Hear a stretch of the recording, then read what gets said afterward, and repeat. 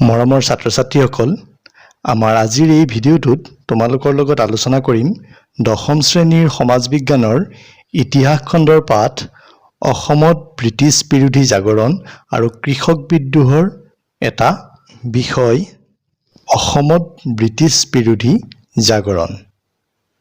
মৰমৰ ছাত্ৰ-ছাত্ৰীসকল, মূল আলোচনাৰ মাজলৈ যোৱাৰ আগতে অসমখননো কেনেদৰে ব্ৰিটিছৰ অধীনলৈ গৈছিল অলপ জানি লওঁ আহা। আমি সকলোৱে জানোৱেই 13 শতিকাৰ পৰা 19 শতিকাৰ প্ৰথম ভাগলৈকে অসমত আহোমসকলে ৰাজত্ব কৰিছিল। এই 600 বছৰীয়া ৰাজত্বৰ পৰিসমাপ্তি ঘটিছিল মানৰ আক্ৰমণৰ পাছত। মানসকলৰ এই আক্ৰমণে বা মানসকলৰ অসম অধিকাৰ কৰা ঘটনাই ব্ৰিটিছসকলক অসমলৈ আগমনৰ পথ সুগম কৰিছিল। অসম তথা ইয়াৰ চুবুৰীয়া অঞ্চলবোৰত মানসকলৰ আধিপত্যই ব্ৰিটিছসকলৰ প্ৰতি ভাবুকি স্বৰূপ হৈ পৰিছিল। মানসকলৰ এই অগ্ৰগতিক বাধা দিয়াৰ বাবে 1824 পৰা 1826 চনলৈ ইংগো-বাৰ্মা যুদ্ধ সংঘটিত হৈছিল, অৰ্থাৎ ইংৰাজ আৰু মানসকলৰ মাজত যুদ্ধ হৈছিল। এই যুদ্ধত মানসকল পৰাজিত হোৱাৰ পাছত ইয়াণ্ডাবু নামে ঠাইত দুই পক্ষই অৰ্থাৎ ইংৰাজ আৰু মানসকলৰ মাজত এক সন্ধি হৈছিল। এই সন্ধিৰ দ্বিতীয় অনুচ্ছেদ আছিল অসম সম্পৰ্কীয়, আৰু এই সন্ধিৰ ফলতে মানৰ দিনৰ ওৰ পৰিছিল আৰু ইষ্ট ইণ্ডিয়া কোম্পানীয়ে পৰ্যায়ক্ৰমে সমগ্ৰ উত্তৰ পূবৰ শাসনভাৰ গ্ৰহণ কৰি ব্ৰিটিছ সাম্ৰাজ্যৰ শাসনৰ পাতনি মেলিছিল, আৰু এইদৰেই অসম ব্ৰিটিছৰ অধীনলৈ গৈছিল। ছাত্ৰ-ছাত্ৰীসকল, এতিয়া চাওঁ আহা অসমত ব্ৰিটিছ বিৰোধী জাগৰণনো কিয় হ'ল। ব্ৰিটিছসকলে প্ৰথমতে অসমলৈ আহি আশ্বাস দিছিল যে তেওঁলোকে অসমত উপনিৱেশ স্থাপন কৰিবলৈ অহা নাই, আহিছে অত্যাচাৰী মানসকলৰ পৰা অসমৰ ৰক্ষা কৰিবলৈহে। কিন্তু এই আশ্বাস তেওঁলোকে ৰক্ষা কৰা নাছিল। সমগ্ৰ অসমৰ লগতে উত্তৰ পূৰ্বাঞ্চলৰ আন ৰাজ্যসমূহো তেওঁলোকৰ অধীনলৈ নিছিল আৰু ক্ৰমান্বয়ে এক শক্তিশালী শাসকৰ ৰূপত প্ৰতিষ্ঠিত হৈছিল। প্ৰথমতে মানৰ অত্যাচাৰৰ পৰা দেশক মুক্ত কৰাৰ বাবে ইংৰাজসকলক অসমবাসীয়ে আদৰিছিল যদিও ব্ৰিটিছসকলৰ অসম দখলৰ দুবছৰৰ পিছতে ব্ৰিটিছসকলৰ বিৰুদ্ধে বিদ্ৰোহ সংঘটিত হৈছিল। অসমত পোনপ্ৰথমে ব্ৰিটিছৰ বিৰোধিতা কৰি বিদ্ৰোহ ঘোষণা কৰিছিল গোমধৰ কোঁৱৰ নামৰ আহোম ৰাজ পৰিয়ালৰ এজন লোকে। কিন্তু লাহে লাহে অকল আহোম ৰাজ পৰিয়ালৰ লোকেই নহয়, সাধাৰণ জনতাৰ মনতো ব্ৰিটিছ বিৰোধী জাগৰণৰ সৃষ্টি হৈছিল, আৰু এই জাগৰণৰ কাৰণসমূহ আছিল এনেধৰণৰ। ব্ৰিটিছসকলৰ নতুন ৰাজহ ব্যৱস্থা। ইংৰাজসকলে এক নতুন ৰাজহ ব্যৱস্থাৰে অৰ্থনীতি তেওঁলোকৰ হাতলৈ নিছিল। এই ৰাজহ ব্যৱস্থাত তেওঁলোকে কৰ কাটল সংগ্ৰহতহে বেছি গুৰুত্ব প্ৰদান কৰিছিল। অসমত ব্ৰিটিছ শাসনৰ আগৰ অৱস্থাত মুদ্ৰাৰে ৰাজহ সংগ্ৰহৰ ব্যৱস্থা নাছিল, কিন্তু ইংৰাজে প্ৰৱৰ্তন কৰা টকাৰ মাধ্যমত মাটিৰ খাজনা আৰু অন্যান্য কৰ কাটল সংগ্ৰহৰ ব্যৱস্থাই অসমীয়া প্ৰজাৰ অৱস্থা শোচনীয় কৰি তুলিছিল। এই মুদ্ৰা অৰ্থনীতিয়ে অসমত এক সুৎখুৰ মহাজনৰ সৃষ্টি কৰিছিল, আৰু এই মহাজনসকলৰ ওচৰত অসমৰ সাধাৰণ লোকসকল সদায় ঋণী হৈ থাকিবলগীয়া হৈছিল। এইটো আছিল এটা প্ৰধান কাৰণ। দ্বিতীয় কাৰণ, ব্ৰিটিছ চৰকাৰে কৰ কাটল সংগ্ৰহত অধিক গুৰুত্ব দিছিল যদিও কৃষিকাৰ্য উন্নয়নৰ বাবে একো ব্যৱস্থা গ্ৰহণ কৰা নাছিল। ফলত প্ৰতিকূল বতৰত খাদ্যশস্য উৎপাদনত বিঘিনি ঘটিছিল আৰু অসমীয়া প্ৰজাসকল দুৰ্ভিক্ষৰ কবলত পৰিছিল।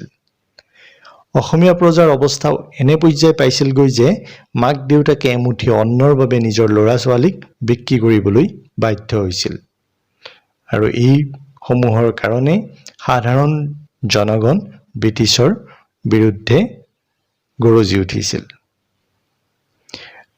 তৃতীয় কাৰণ, ইংৰাজসকলে 19বিংশ শতিকাৰ আগভাগতে উজনি অসমত চাহ বাগিচা স্থাপন কৰিছিল, আৰু এই চাহ খেতিয়কসকলক উৎসাহিত কৰিবলৈ চাহ বাগিচাৰ অন্তৰ্গত ভূমিৰ ৰাজহ ৰেহাই দিছিল। আৰু এই ৰাজহৰ বোজা আহি পৰিছিল সাধাৰণ দুখীয়া কৃষকসকলৰ ওপৰত। ফলত কৃষকসকল ইংৰাজৰ প্ৰতি বিৰোধী হৈ উঠিছিল। ইয়াৰ নেক্সট কাৰণ, ভাৰতবৰ্ষৰ অন্যান্য ৰাজ্যৰ দৰে অসমতো ব্ৰিটিছ শাসনে কুটিৰ শিল্পৰ অৱনতিত অৰিহণা যোগাইছিল। পূৰ্বৰে পৰাই অসমীয়া লোকসকল বস্ত্ৰশিল্পৰ লগতে আন কুটিৰ শিল্পত আগবঢ়া আছিল। কিন্তু ব্ৰিটিছ শাসনে কুটিৰ শিল্পৰ লগত জড়িত লোকসকলৰ অৱস্থা শোচনীয় কৰি তুলিছিল। ফলত এই লোকসকল ইংৰাজৰ বিৰুদ্ধে গৰজি উঠিছিল। নেক্সট কাৰণ, ব্ৰিটিছৰ শাসনত অকল সাধাৰণ শ্ৰেণীৰ লোকসকলেই যে অৱস্থা শোচনীয় হৈছিল এনে নহয়, অভিজাত শ্ৰেণীৰ লোকসকলৰো অৱস্থা শোচনীয় হৈ পৰিছিল। আহোম শাসনৰ দিনৰ ডা-ডাঙৰীয়াসকলে কৰ্মসংস্থাপন হেৰুৱাব লগা হৈছিল, কিয়নো তেওঁলোক আধুনিক শিক্ষাৰে শিক্ষিত নাছিল। ইংৰাজসকলে প্ৰশাসন চলাবলৈ বংগদেশৰ পৰা বাঙালী শিক্ষিত লোকক আমদানি কৰি আনিছিল। ফলত এই শ্ৰেণীৰ লোকসকলো ব্ৰিটিছ বিৰোধী হৈ পৰিছিল। ইয়াৰ নেক্সট কাৰণ,